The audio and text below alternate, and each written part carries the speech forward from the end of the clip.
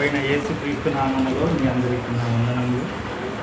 మరి యొక్క గడిచిన శుభ శుక్రవార దినము నుండి ఈ శుభ శుక్రవార దినము వరకు మనల దేవుడు సంవత్సరం అంతా ఎంతగానో కాపాడిండు.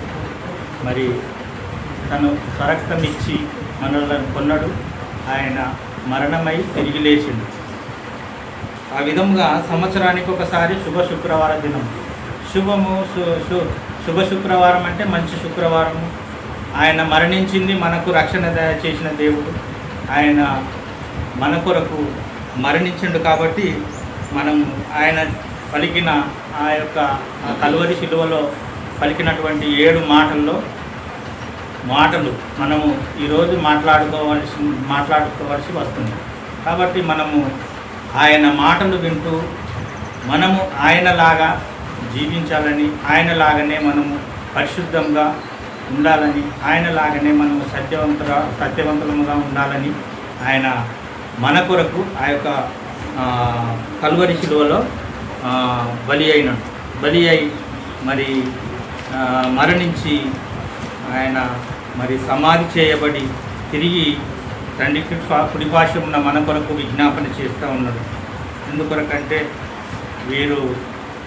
వీరేమి చేస్తున్నారో వీరు ఎరుగరు కనుక వీరిని క్షమించు ప్రభువా, తండ్రి వీరిని క్షమించు అని మరి తండ్రిని వేడుకున్నట్టుగా మొదటి మనం చూసినట్లు మన కొరకు ఆయన ఎంతగానో ఆయన ఆ యొక్క కలువరి శిలువలో మన కొరకు ఆ యొక్క పలు బాధలు, ఆ వేదనలు పడి మనకు రక్షణ ఇచ్చినట్టుగా మనం చూస్తున్నాం. నా మాట మరి యోహాను సువార్త మరి 6వ మాట, యోహాను సువార్త 19వ అధ్యాయము. మరి నాకు కొద్దిగా చెప్తా ఉన్నాను. మరి మీరు కొద్దిగా చూసినట్లయితే దాని మీద కొంత నేను కొద్దిగా మాట్లాడి కొంచెం మీకు నేను తెలియజెప్పాలని మరి నా యొక్క ఆశ. దేవుడు మరి ఈ సమయంలో నాకు ఇచ్చినటువంటి ఆయన మన దాసుడు మరి నాకు అప్పచెప్పినటువంటి ఒక మాట, 6వ మాట. మరి ఈ యొక్క యోహాను సువార్త 19:28. యేసు ఆ చిరగపుచ్చుకొని సమాప్తమైనదని చెప్పి తల వంచి ఆత్మను అప్పగించాడు. యేసు ఆ చిరక పుచ్చుకొని సమస్తము సమాప్తమైనదని యేసు తల వంచి ఆ యొక్క మరి తండ్రికి తన ఆత్మను అప్పగించుకున్నాడు. ఆత్మ దయచేసిన దేవుని యొద్దకే చేరుతుంది. ఆత్మ అనగా దేవుడు ఆత్మ కనుక ఆత్మతోనూ సత్యముతోనూ ఆరాధించే వారముగా ఉండాలని దేవుడు కోరుచున్నాడు. మనమందరము ఆత్మతో సత్యముతో ఆరాధించే వారముగా మనము ఉండాలని దేవుడు కోరుచు మరి ఈ యొక్క లేఖనముల ప్రకారము మరి ఆయన ఆ లేఖనములు నెరవేరునట్లు మన ముందు ఈ యొక్క లేఖనములను నెరవేరుస్తూ ఉన్నాడు. కాబట్టి మనం ఒక మాట చూసుకున్నట్లయితే యెషయా 23:7 చూసినట్లయితే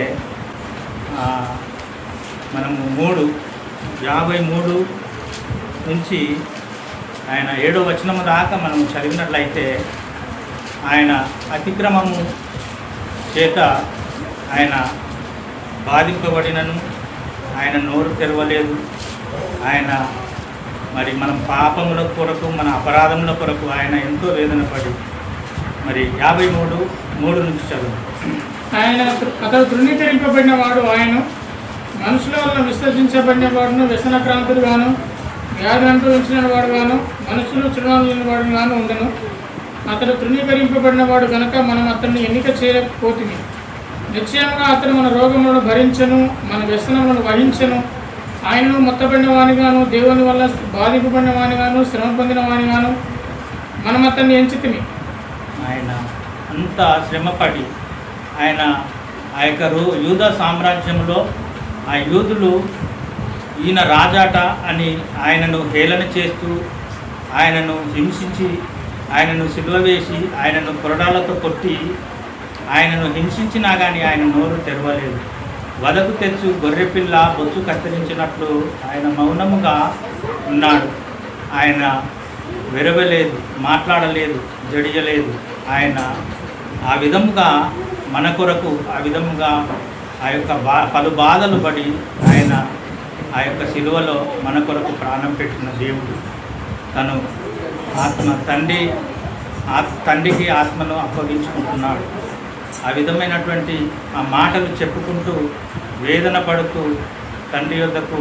కాబట్టి మనము కూడా ఆ విధముగా ఆయన యందు విశ్వాసం ఉంచి ఆయనలాగా జీవించాలని దేవుడు కోరుచా ఉన్నాడు. మరి ఇంకొకటి వచనం చూసినట్లయితే పేతురు 2:22 నుండి 23 వచనములు చదువుకుందాం.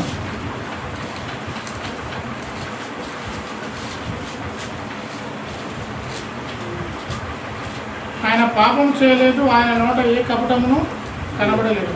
ఆయన పాపము చేయలేదు, ఆయన నోట ఏ కపటమును లేదు. మనమైతే కపటముగా మాట్లాడతాం, లోపల ఒకటి ఉంచుకొని బయటికి ఒకటి మాట్లాడతాం. కనుక ఆయన మనలాగా కాదు. దేవుడు ఆయన కపటము లేని మానవునిగా ఈ లోకానికి వచ్చి ఆయన దేవునిగా మరి ఆ యొక్క నిరూపించుకున్నాడు. ఈ లోకానికి వచ్చి దేవునిగా నిరూపించుకున్నాడు. ఆ విధముగా ఈ సిలువలో ఆయన ఏంటంటే ఆదాము హవ్వలు చేసినటువంటి ఆ యొక్క చెట్టు ఫలములు తిని పాపము అయితే ఎట్లా సంక్రమించిందో, ఆ ఆదాము చేసినటువంటి ఆ పాపం తెచ్చినటువంటి పండు చెట్టే ఆయనకు సిలువ, ఆయన వీపు మీద సిలువ మోసినాడు. ఆ విధముగా మరి ఆదాము హవ్వలు పాపం చేసినప్పుడు మరి ఆయన సర్పానికి శాపం పెట్టిండు. కానీ మానవునికి ఆదాము హవ్వలకు కూడా శాపం పెట్టిండు. మరి ఈ గచ్చ పొదలు ముళ్ళ తురుపలు మొలుస్తాయి అని ఆ శాపం పెట్టినప్పుడు ఆ గచ్చ పొదలు ముళ్ళ తుప్పలు మొలిచినప్పుడు ఆ యొక్క ముళ్ళలు ప్రభు అయిన యేసుక్రీస్తు ప్రభువారి తలకు శిరస్సుకు కిరీటము అల్లినారు. ఆ ముళ్ళే ఆ యేసుక్రీస్తు ప్రభువారికి ఆ యొక్క కిరీటము అల్లినారు. ఆ ముళ్ళు గుచ్చుకొని ఆ రక్తధారలు యేసుక్రీస్తు ప్రభువారు మన పాపాల నిమిత్తము ఆయన ఎంతగానో ఆ ముళ్ళ కిరీటము ధరించి మన పాపముల కొరకు ఆయన ఆ యొక్క శిలువలో ఆ కార్చినటువంటి రక్తము ఆ చేతులు చేసినటువంటి ఆ పాపముల కొరకు చేతుల్లో మేకులు కుట్టబడ్డాయి. కాళ్ళతో చేసిన పాపములకు కాళ్ళలో శిలలు పడ్డాయి. ఇంకా కొరడాలతో కొట్టబడ్డాడు. ఆయన ఎన్ని చేసినా ఆయన నోరు తెరవలేదు, బాధింపబడ్డాడు. తండ్రి నీ చేతికి నా ఆత్మను అప్పగించుకున్నానని సమస్తము సాధ్యమైనదని ఈ గిన్నె నా యొద్ద నుండి తొలగించుమని వేడుకుంటూ ప్రార్థించినాడు. ఒక మాట చూసినట్లయితే 1 కొరింథీ 15:44-45 ప్రకృతి సంబంధమైన శరీరముగా విత్తబడి ఆత్మ సంబంధమైన శరీరముగా లేపబడింది. ప్రకృతి సంబంధమైన శరీరము ఆదాము హవ్వలు, ప్రకృతి సంబంధమైన శరీరము ఆదాము హవ్వలది. కాబట్టి ఆత్మ సంబంధమైన శరీరము యేసు ప్రభు పరలోకము నుండి ఆయన భూలోకమునకు ఆత్మ సంబంధముగా వచ్చి ఆయన నరుని రూపం ఎత్తి ఈ మానవ శరీరము ధరించి ఈ మానవాళి పాపముల కొరకు ఆయన ఆ యొక్క శిలువలో ఘోరాతి ఘోరమైన ఆ యొక్క దెబ్బల చేత మరణించింది. అది నీ కొరకు, నా కొరకు, మన అందరి కొరకు ఆయన ఎంతగానో శిలువలో తన ప్రాణం పెట్టినట్టుగా మనం చూస్తూ ఉన్నాం. తన ఆత్మను దేవునికి అప్పగించుకుంటున్నాడు. ఆ విధముగా ఇంకొకటి చూసినట్టయితే కొరింథీ పత్రిక 15:38-39 అయితే దేవుడే తన చిత్త ప్రకారం నీవు విత్తన దానికి శరీరం ఇచ్చును, మరియు ప్రతి విత్తనమునకు దాని శరీరం ఇస్తున్నాడు. మాంసమంతయు ఒక విధమైనది కాదు. మాంసమంతయు ఒక విధమైనది కాదు. శరీర విషమైన మాంసము వేరు, ఆత్మ విషమైన మాంసము వేరు. అయితే పాపలోకంలో ఉండి మనము పాప స్వరూపములో మనమున్నాము. కానీ దేవుడు ఆయన దేవుని స్వరూపం ఎత్తి ఈ లోకంలో మరి మానవ రూపం ఎత్తినాడు, కానీ ఆయన పాపము చేయనివాడు, పాపం లేనివాడు దేవుడు. ఆయన తను తండ్రికి మొరపెట్టుకుంటూ ఆయన వేదన పడుతూ ఆ విధముగా తండ్రికి ఆత్మను అప్పగించుకుంటున్నాడు. మరి లూకా 22:44-45.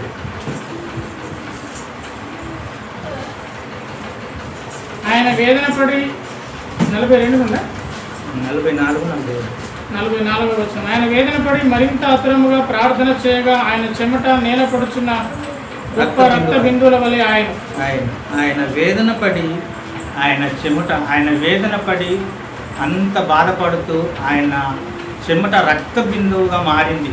ఆయన ఎంతో బాధతో ఆయన కృంగి కృషించి ఆయన బాధపడుతున్నప్పుడు ఆయన చెమట రక్త బిందువుగా మారినట్టు మనం చూస్తున్నాడు. అది ఎందుకొరకంటే నీ కొరకు, నా కొరకు, మనందరి కొరకు ఆయన ఆ పాపముల నిమిత్తం, మన పాపముల నిమిత్తమే ఆయన ఆ యొక్క కలువరి శిలువలో ఆ బాధలు పొందినట్టుగా మనం చూస్తున్నాం. ఈ విధముగా ఆదాము ఆదికాండము 3:6 నుంచి మనము 9 వరకు చదువుకుందాం.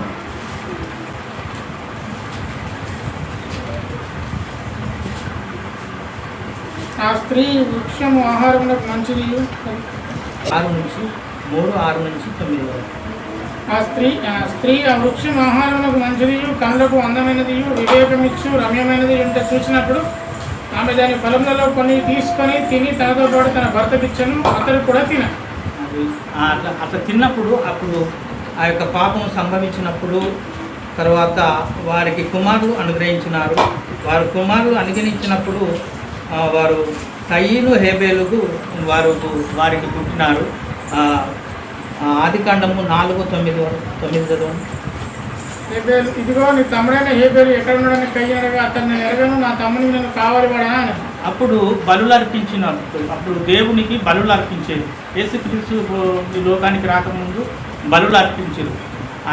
బలుల కొరకు ఆయన కయ్యను బలిని ఆయన లక్ష్య పెట్టలేదు. హేబేలు బలిని యెహోవా దేవుడు లక్ష్య పెట్టినప్పుడు కయ్యను మరి హేబేలు మీద మరి ఎంతగానో అసూయపడి ఆయనను చంపినట్టుగా, పొలంలో చంపినట్టుగా చూస్తూ ఉన్నాం.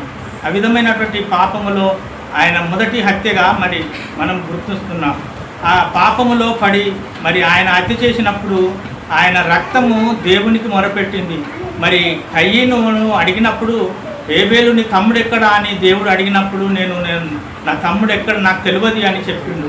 అయితే మరి అప్పుడు ఆ లోకంలో మరి క్షమించు దేవా అని అన్నప్పుడు అంటే అప్పుడే క్షమించబడును. కానీ మరి అక్కడ గర్వించి మరి నా తమ్ముడిని నేను ఎరగను అని అన్నప్పుడు ఆయనకు సంభవించి ఆ కయ్యను దేశదిమ్మిరిగా అని తిరుగుతావని మరి దేవుడు ఆయనకు శాపం పెట్టినప్పుడు